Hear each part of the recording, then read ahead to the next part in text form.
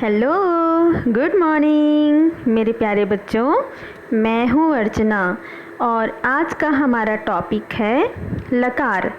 संस्कृत में लकार, जिसे हिंदी में काल कहा जाता है।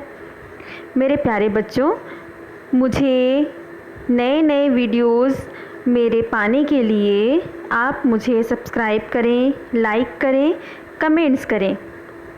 तो चलिए आज हम लकार मीन्स काल पढ़ते हैं। बच्चों, आप सभी जानते हैं कि किसी कार्य को करने या होने का जहाँ पर बोध होता है, किसी कार्य को करना या होना जहाँ होता है वहाँ धातु होता है, वह धातु कहलाती है। और धातु विभिन्न प्रकार के होते हैं संस्कृत में, जैसे कि हस। यहाँ पर देखिए पहली पिक्चर में हस, हस मीन्स हंसना। सेकंड में देखिए नम, नम मीन्स नमन करना।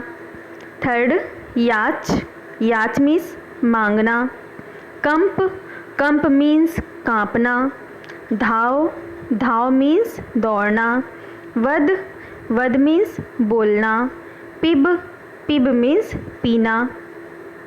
क्रीड, क्रीड मीन्स खेलना। पठ, पठ मीन्स पढ़ना। तो बच्चों ये सारी धातुएं हैं, है ना। और संस्कृत में लकार, लकार को हम हिंदी में कहते हैं काल। तो आज हम उस काल या लकार के बारे में आप सभी को बताएंगे। चलिए देखते हैं। लकार, संस्कृत की लकारें भेद। संस्कृत में सभी लकार विभिन्न प्रकार की होती हैं। संस्कृत लकार, संस्कृत भाषा में 10 लकारें होती हैं। उनमें से आज 5 लकारें लट लकार, लंग लकार, लृट लकार, लोट लकार तथा विधि लिंग लकार ही प्रचलन में हैं। मुख्य रूप से ये 5 लकार ही पढ़े जाते हैं। वैसे तो 10 लकारें होती हैं, परंतु ये 5 लकार मुख्य रूप से पढ़े जाते हैं। तो आइए देखते हैं लकार के प्रकार। फर्स्ट है लट लकार, सेकेंड लोट लकार, थर्ड लंग लकार, फोर्थ विधि लिंग लकार, फिफ्थ लोट लकार, 6 लृट लकार, 7 लिंग लकार, 8 आशीलिंग लकार, 9 लिट लकार एंड 10 लुंग लकार। ये 10 प्रकार के लकार मीन्स काल होते हैं। इनमें से 5 लकारों को मुख्य रूप से पढ़ा जाता है। तो आइए हम इनके विस्तृत जानकारियाँ प्राप्त करते हैं। पहला है लट लकार, जिसे हिंदी में कहा जाता है वर्तमान काल, मीन्स इंग्लिश में प्रेजेंट टेंस। ओके, हम पढ़ते हैं वर्तमान लट लकार के बारे में। वर्तमान काल में लट लकार का प्रयोग होता है क्रिया के जिस रूप से कार्य का वर्तमान समय में होना पाया जाता है, जो कि प्रेजेंट टाइम पे जो होता है, उसे वर्तमान काल कहते हैं। जैसे राम घर जाता है। संस्कृत में हम इसे सेंटेंस के रूप में देखेंगे, रामः गृहं गच्छति। इस वाक्य में जाना क्रिया का प्रारंभ होना तो पाया जाता है, लेकिन समाप्त होने का संकेत नहीं मिल रहा है। मीन्स वो जा रहा है, ये जाना क्रिया निरंतर चल रही है, अतः यहाँ वर्तमान काल है। क्रिया सदैव अपने कर्ता के अनुसार ही प्रयुक्त होती है। कर्ता जिस पुरुष, वचन तथा काल का होता है, क्रिया भी उसी पुरुष, वचन तथा काल की ही प्रयुक्त होती है। आप सभी जानते हैं 3 पुरुष होते हैं, 3 वचन होते हैं, है ना। तो उसी के अनुसार ही यह काल भी चेंज होता है। यह स्पष्ट ही किया जा चुका है कि मध्यम पुरुष में युष्मद शब्द त्वम के रूप तथा उत्तम पुरुष में अस्मद शब्द अहम के रूप ही प्रयुक्त होते हैं। शेष जितने भी संज्ञा या सर्वनाम के रूप हैं, वे सब प्रथम पुरुष में ही प्रयोग किए जाते हैं। लट लकार के कुछ उदाहरण देखते हैं। प्रथम पुरुष में एक वचन में वह वह पढ़ता है। हम संस्कृत में इसे कहेंगे सह पठति। वह पढ़ती है, उसे हम संस्कृत में पढ़ेंगे, चूँकि यह स्त्रीलिंग है इसलिए इसमें लगाएंगे सा। पुल्लिंग के लिए, पुल्लिंग वह के लिए सह लगता है और स्त्रीलिंग वह के लिए सा लगता है। सा पठति। फल गिरता है, फलम पतति। आप जाते हैं, भवान गच्छति। द्विवचन में देखते हैं, वे दोनों पढ़ते हैं। वे दोनों पढ़ते हैं के लिए संस्कृत में होगा तौ पठतः। वे दोनों पढ़ती हैं, ते पठतः। दो फल गिरते हैं, फले पततः। आप दोनों जाते हैं, भवन्तौ गच्छतः। वे सब पढ़ते हैं, बहुवचन, उसके लिए होगा ते पठन्ति। वे सब पढ़ती हैं, ता पठन्ति। फल गिरते हैं, फलानि पतन्ति। आप सब जाते हैं, भवन्तः गच्छन्ति। बेटा आप सभी को ये सब चिन्ह ये आपको याद करने पड़ेंगे। पुरुष वचन है ना, और उसके प्रत्यय चिन्ह आपको याद करने पड़ेंगे, तब यह आपको और अच्छे से समझ में आएगा। मध्यम पुरुष में एक वचन में तुम पढ़ते हो, संस्कृत में कहेंगे त्वम पठसि। द्विवचन में तुम दोनों पढ़ते हो, संस्कृत में होगा युवाम पठतः। बहुवचन तुम सब पढ़ते हो, संस्कृत में होगा यूयम पठत। फिर है उत्तम पुरुष एक वचन में मैं पढ़ता हूँ, जो होगा संस्कृत में अहम पठामि। द्विवचन हम दोनों पढ़ते हैं, संस्कृत में होगा आवाम पठावः। बहुवचन हम सब पढ़ते हैं, संस्कृत में होगा वयम पठामः।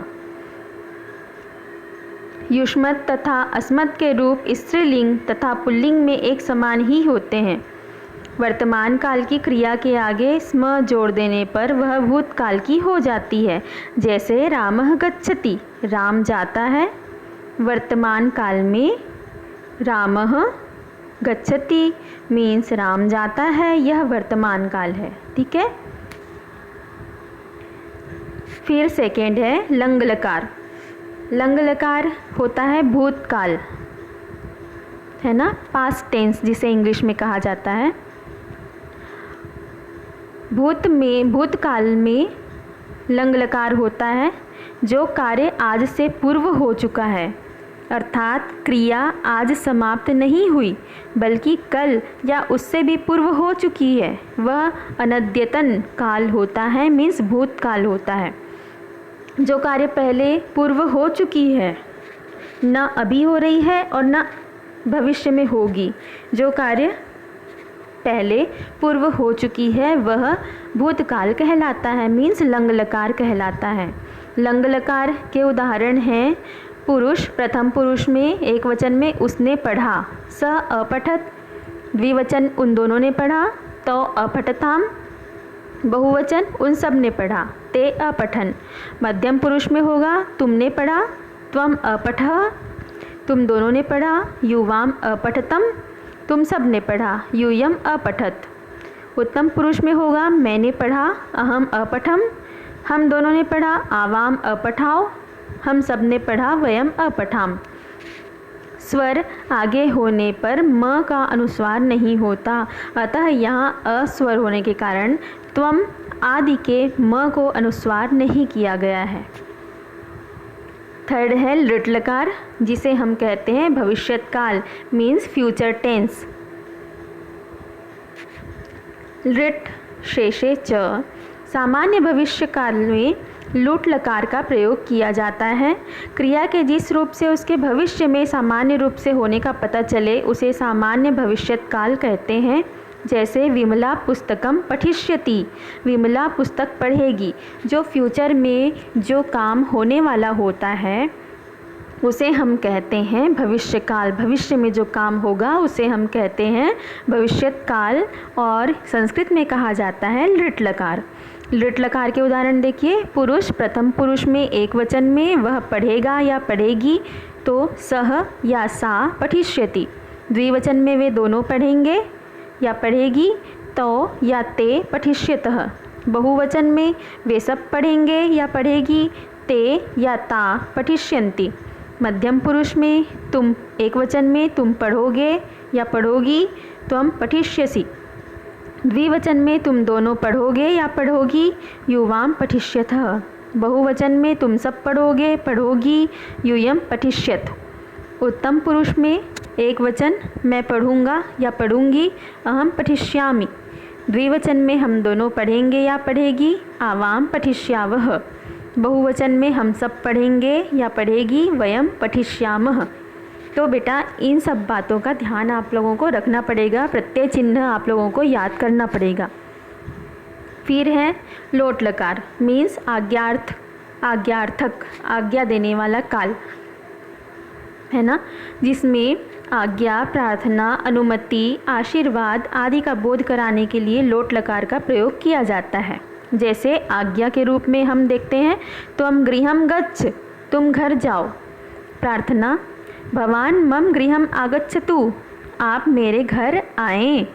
अनुमति, अनुमति के लिए सेंटेंस होगा अहम कुत्र गच्छामि, मैं कहाँ जाऊँ।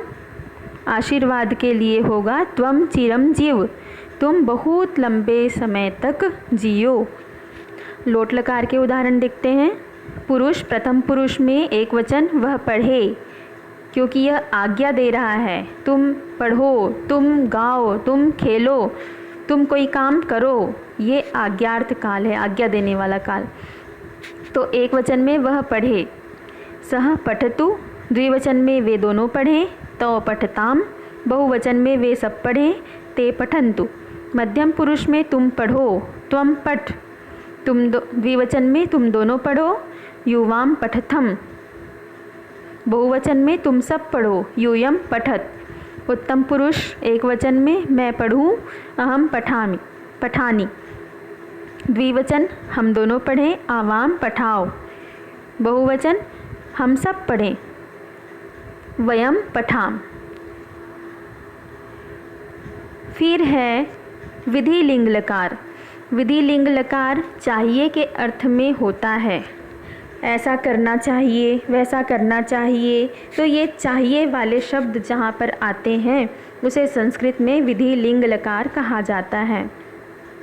विधि निमंत्रणा मंत्रणाधिष्ट संप्रश्न प्रार्थनेषु लिंग, मीन्स विधि चाहिए, निमंत्रण, आदेश, विधान, उपदेश, प्रश्न तथा प्रार्थना आदि अर्थों का बोध कराने के लिए विधि लिंग लकार का प्रयोग किया जाता है। जहाँ पर निमंत्रण हो, आदेश हो, विधान हो, उपदेश हो, प्रश्न हो, प्रार्थना हो आदि शब्दों का अर्थों का बोध कराने के लिए जिस लकार का प्रयोग किया जाता है वह है विधि लिंग लकार।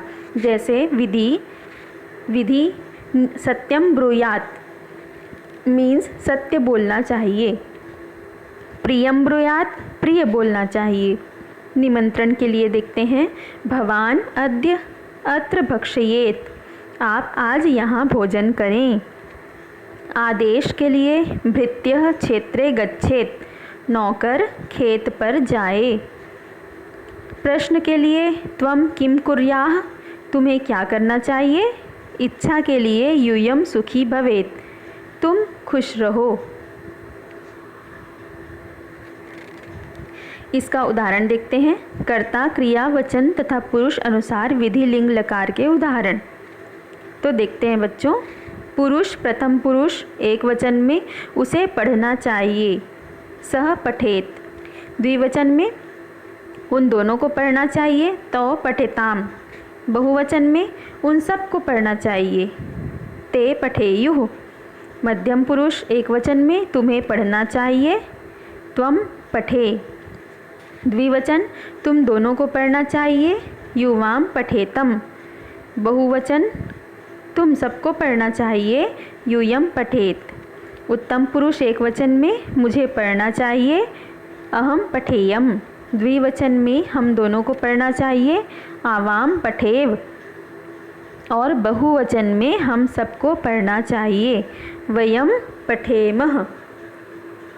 तो बेटा ये हुआ आप लोगों का संस्कृत का लकार मीन्स काल, है ना।